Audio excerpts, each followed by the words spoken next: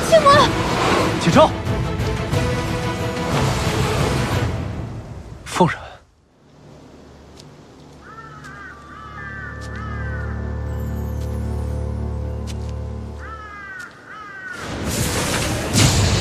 青木，你做什么？阁下究竟是何方妖魔，竟不敢以真面目示人？青木，你疯了不成？什么妖魔？我是凤然。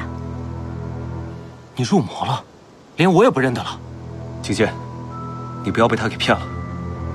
我是看在皓池的面子上不跟你动手，你若再胡来，休怪我翻脸。那你说，我跟皓池成亲时，我说了你什么？皓池的腰什么时候变得这般粗了？你说我腰粗？真是疯人。青木，你如此举动，可是遇到什么事了？今日辰时，人间煞气忽浓，我一路追随煞气前来，却发现煞气的源头是凤族之地，我便想找凤族长老一问究竟，却没想到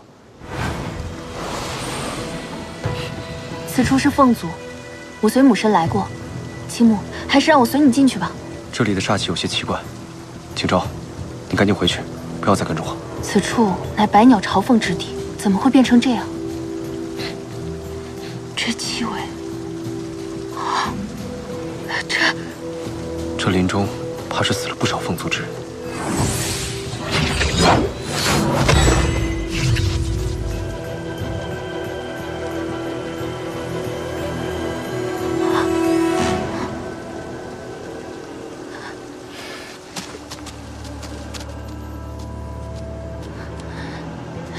青木，怎么会这样？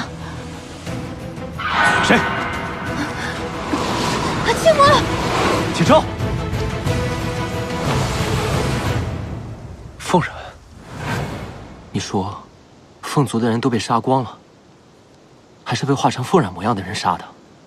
是。你刚才所提到的黑色灵气，我们适才也有碰到。